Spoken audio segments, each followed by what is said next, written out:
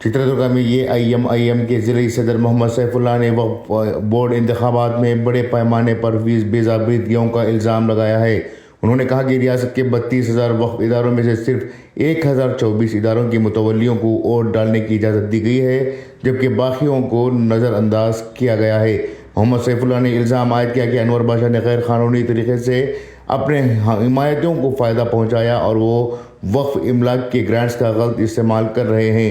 उन्होंने हुकूमत से इस मामले की आला सतही तहक़ीक़ात और ज़िम्मेदारान के खिलाफ सख्त कार्रवाई का मुतालबा किया है।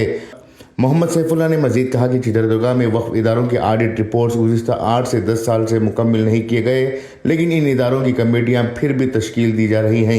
मुस्लिम हाउसिल के इंतखाबात के लिए 2040 मेम्बरान से 2,04,000 रुपये जमा किए गए हैं, मगर 10 साल गुजरने के बावजूद इंतखाबात नहीं करवाए गए। उन्होंने इल्ज़ाम लगाया कि अनवर बाशा ने कब्रिस्तान और मसाजिद के लिए मंजूर शुदा ग्रांट्स का गलत इस्तेमाल किया है और सरकारी फंड्स अपने ज़ाती इदारों की तरक्की के लिए खर्च कर रहे हैं। गौरतलब बात है कि मोहम्मद सैफुल्लाह और दीगर साथियों ने इस मौके पर डिप्टी कमिश्नर और SP को मुलाकात करते हुए मेमोरेंडम भी पेश किया है। ब्यूरो रिपोर्ट, इनकलाब न्यूज़, चित्रदुर्गा। ಇವತ್ತು ನಾವು ಬರೋದ ಉದ್ದೇಶ ಅನ್ವರ್ ಬಾಷಾ ಅವರು ನಡೆಸುತ್ತಿರುವ ಅಕ್ರಮ ಸಮಿತಿಗಳು ಅಂದರೆ ಎಲ್ಲ ಸಮಸ್ಯೆಗಳಲ್ಲಿ ಸಮಸ್ಯೆಗಳಲ್ಲಿ ಉದಾಹರಣೆಗೆ ಜಿಲ್ಲಾ ಮುಸ್ಲಿಂ ಹಾಸ್ಟೆಲ್ ಅಂತ ಐತೆ.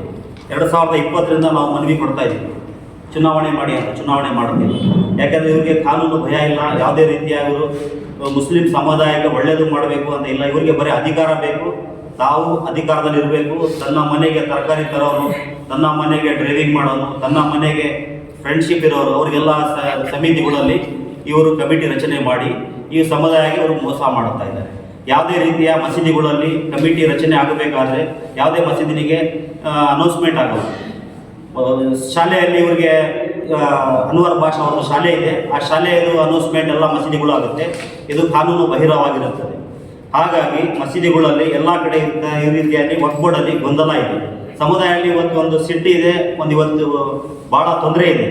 ಆದರೂ ಸಮುದಾಯ ಇವತ್ತು ವಕ್ಫ್ ಬೋರ್ಡ್ ಉಳಿಸ್ಬೇಕು. ವಕ್ಫ್ ಬೋರ್ಡಿಗೆ ವಿರೋಧ ಭಾಳ ಜನ, ಸಾಕಷ್ಟು ಜನ ವಕ್ಫ್ ಬೋರ್ಡ್ ಬಗ್ಗೆ ಇವತ್ತು ಕಷ್ಟ ಇದೆ ಅಂತ ಎಲ್ಲರಿಗೂ ಒಂದು ತೊಂದರೆ ಇದೆ.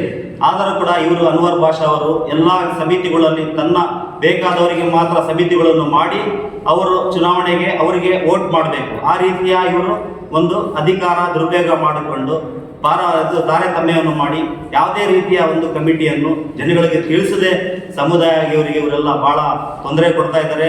ಯಾವುದೇ ರೀತಿಯ ಜಿಲ್ಲಾಧಿಕಾರಿಗಳಿಗೆ ನಾವು ಮನವಿ ಕೊಟ್ಟರೂ ಸಹ ಇಲ್ಲಿ ಲೋಕಾಯುಕ್ತ, ಉಪ ಲೋಕಾಯುಕ್ತ ಬಂದು ವಕ್ಫ್ ಆಫೀಸರ್ಗೆ ಹೇಳಿದ್ದಾರೆ, FIR ಮಾಡಿ ಇವ್ರ ಬಗ್ಗೆ ತನಿಖೆ ಮಾಡಿ ಕ್ರಮ ಜರುಗಿಸಿದೆ ಎಂದು ಕೂಡ ವಕ್ಫ್ ಆಫೀಸರ್ ಅವರು ಭಾಳ ಇದರಿಂದ ಹೇಳ್ತಾ ಇದ್ದಾರೆ. ನಾನು ಭಾಳ ಕಷ್ಟ ಆಗಿದೆ, ನನಗೆ ಒತ್ತಡ ಇದೆ ಸರ್, ನಾವು ಯಾವುದೇ ಥರ ಕ್ರಮ ಜರುಗಿಸಂಗಿಲ್ಲ ಅಂತ. ಇದರಿಂದ ಇವತ್ತು ಏನಾಗ್ತಾ ಇದೆ ಅಂದರೆ ನಮ್ಮ ವಕ್ಫ್ ಸಂಸ್ಥೆಗೆ ಭಾಳ ಒಳ್ಳೆಯವರು, ಭಾಳ ನಿಯತ್ತಿನಿಂದ ಇರೋರು ಬಂದು ಸೇವೆ ಮಾಡಬೇಕು ಅಂತ ನಮ್ಮ ಸಮುದಾಯ ಕಡೆಯಿಂದ ಎಲ್ಲರೂ ಒಂದು ಮನವಿ ಇದೆ. ಈ ರೀತಿಯ ಇವರು ಮಾಡ್ತಿರೋದು ಭಾಳ ತಪ್ಪು. ಮತ್ತು BZ Zameer Ahmed Khan minorities minister ಇದ್ದಾರೆ. ವಕ್ಫ್ ಅದಾಲತ್ ಅಂತ ಕರ್ನಾಟಕ ರಾಜ್ಯದಲ್ಲಿ ಎಲ್ಲ ಕಡೆ ಮಾಡಿದ್ದಾರೆ, ಚಿತ್ರದುರ್ಗ ಜಿಲ್ಲೆಯಲ್ಲಿ ಮಾಡಿಲ್ಲ. ಯಾಕಂದರೆ ಜನ ಪ್ರಶ್ನೆ ಮಾಡ್ತಾರೆ ಅಂತ ಅವ್ರಿಗೆ ಭಯ. ಈ ಭಯದಿಂದ ಇವರು ಎಲ್ಲಿವರೆಗೆ ಇವರು ಈ ರೀತಿಯ ಕದ್ದು ಮುಚ್ಚಿ ವ್ಯವಹಾರ ಮಾಡ್ತಾರೆ. ಇವರು ಬರಬೇಕು, 6 ಎಕರೆ ಕಬ್ರಿಸ್ತಾನ್ ಸರ್ಕಾರ ಕೊಟ್ಟಿದೆ, ಆ ಕಬ್ರಿಸ್ತಾನ್ ಎಲ್ಲಿದೆ ಅಂತ ಹೇಳಬೇಕು. ಅವ್ರು ಮನೆ ಕಟ್ಟಿದಾರೋ ಇಲ್ಲೋ ಅದು ಬಿಡಲಿ ಪ್ರಶ್ನೆ. ಆ 6 ಎಕರೆ ಜಮೀನು ಅದು ಕಬ್ರಿಸ್ತಾನ್ ಕೊಡೋದು ಅವ್ರದ್ದು ಅಧಿಕಾರ. ಯಾಕಂದರೆ ಅವರು ಕರ್ನಾಟಕ ಜಿಲ್ಲೆ ವಕ್ಫ್ ಮಂಡಳಿ ಅಧ್ಯಕ್ಷ ಆಗಿ ಸೇವೆ ಮಾಡಿದೆ ಅಂತ ಹೇಳ್ತಾರೆ. ಚಿತ್ರದುರ್ಗ ಜಿಲ್ಲೆ ವಕ್ಫ್ ಅಧ್ಯಕ್ಷ ಆಗಿ ನಾನು ಸೇವೆ ಮಾಡಿದೆ ಅಂತ ಹೇಳಿದರೆ 20 ವರ್ಷದಿಂದ ಅಧ್ಯಕ್ಷರಾಗಿ ನಾನು ವಕ್ಫ್ ಬೋರ್ಡಲ್ಲಿ ಸೇವೆ ಮಾಡ್ತಾ ಇದ್ದೀನಿ ಅಂತ ಹೇಳ್ತಾರೆ. ಆದರೂ ಸಹ ಇಷ್ಟು ಸಮಸ್ಯೆಗಳು ಇದ್ರೂ ಸಹ ಇವತ್ತಿವರೆಗೆ ಯಾವುದೇ ರೀತಿಯ ಒಂದು ಪ್ರೆಸ್ ಮೀಟ್ ಮಾಡಿಲ್ಲ, ಜನಗಳಿಗೆ ಯಾವುದೇ ರೀತಿಯ ಬಂದು ಅವರಿಗೆ ಒಂದು ಸಮಾಧಾನ ಮಾಡಿಲ್ಲ. ತಪ್ಪೆಲ್ಲೇ ಆಗಿದೆ, ನಾನು ತಪ್ಪನ್ನು ತಿದ್ಕೊಂತೀನಿ, ನಾನು ಸರಿಯಾಗಿದ್ದೀನಿ ಅಂತೇಳಿ.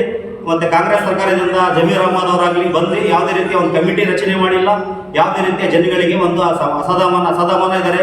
ಅವರಿಗೆಲ್ಲರಿಗೆ ಒಂದು ನಾವು ಒಳ್ಳೇದಾಗುತ್ತೆ, ಈ ರೀತಿಯೆಲ್ಲ ಈ ಥರ ವಕ್ಫ್ ಬೋರ್ಡಲ್ಲಿ ಏನಾಗಿದೆ ಸರಿ ಮಾಡ್ತೀವಿ ಅಂತೇಳಿ ಯಾವುದೇ ರೀತಿಯ ಒಂದು ಸಭೆಯನ್ನು ಮಾಡಿಲ್ಲ. ಇದರಿಂದ ಗೊತ್ತಾಗುತ್ತೆ ಇವರಿಗೆ ಕಾನೂನು ಭಯ ಇಲ್ಲ, ಇವ್ರಿಗೆ ಯಾವುದೇ ರೀತಿಯ ಸಪೋರ್ಟ್ ಇದೆ. ಅದಕ್ಕೋಸ್ಕರ ಈ ರೀತಿ ಎಲ್ಲ ತಾರತಮ್ಯವನ್ನು ಮಾಡ್ತಾ ಇದ್ದಾರೆ. ಅದಕ್ಕೋಸ್ಕರ ಇವರ ವಿರುದ್ಧ ಸೂಕ್ತ ತನಿಖೆ ಆಗಬೇಕು, CBI ಅವರಿಗೆ ಕೊಡಬೇಕು. ಹಾಗೂ ಬೇಡಿಕೆಗಳು ನಮ್ಮದು ಪಾರದರ್ಶಕವಾಗಿ ಸಮಿತಿಗಳನ್ನು ನಿರ್ದೇಶಿಸಬೇಕು. ಸರ್ಕಾರಿ ವಕ್ಫ್ ಅಧಿಕಾರಿಗಳ ವಿರುದ್ಧ ಕಠಿಣ ಕ್ರಮ ಜರುಗಿಸಬೇಕು. ವಕ್ಫ್ ಕಾನೂನು ಕಟ್ಟುನಿಟ್ಟು ಪಾಲಿಸಬೇಕು. ಕಬ್ರಿಸ್ತಾನದ 6 ಎಕರೆ ಜಮೀನು ತನಿಖೆ ಆಗಬೇಕು. ಈ ಹಗರಣದ ಹೆಸರು ನೀಡಿದರೆ ಅನ್ವರ್ ಬಾಷಾ ವಕ್ಫ್ ಹಗರಣ ಅಂತ ಹೇಳೋಕ್ಕೆ ನಾನು ಇಷ್ಟಪಡ್ತೀನಿ. ಮತ್ತು ಯಾವುದೇ ರೀತಿಯ ಇಲ್ಲಿ ಹೋರಾಟ ಮಾಡುತ್ತಿರುವ ಮುಸ್ಲಿಂ ಬಾಂಧವರು, ನಮ್ಮ ಯುವಕರು, ಅವರಿಗೆಲ್ಲ ಫೋನ್ ಮುಖಾಂತರ, ಅವರಿಗೆ ಜೀವಾಂತ ಮುಖಾಂತರ ಗುಂಪುಗಳು ಕಟ್ಕೊಂಡು ಇವರು ರೌಡಿಸಮ್ ಮಾಡೋದು, ಈ ರೀತಿ ಯಾವುದಾದ್ರು ಮಾಡಿದ್ರೆ ಯಾವುದೇ ರೀತಿಯ ಹೆದರೋದಿಲ್ಲ. ಇವರ ವಿರುದ್ಧ ಸೂಕ್ತ ಕಾನೂನು ಕ್ರಮ ಜರುಗಿಸ್ತೀವಿ. ಮಾನ್ಯ ಜಿಲ್ಲಾಧಿಕಾರಿಗಳು ಇದ್ರ ಬಗ್ಗೆ ಸೂಕ್ತ ಕಾನೂನು ಕ್ರಮ ಜರುಗಿಸಬೇಕು. ಮುಸ್ಲಿಂ ಸಮಾಜ ಚಿತ್ರದುರ್ಗ ಜಿಲ್ಲೆಯಲ್ಲಿ ಸುಮಾರು 3-4 ತಿಂಗಳಿಂದ ಮನವಿ ಕೊಡ್ತಾ ಇದ್ದಾರೆ.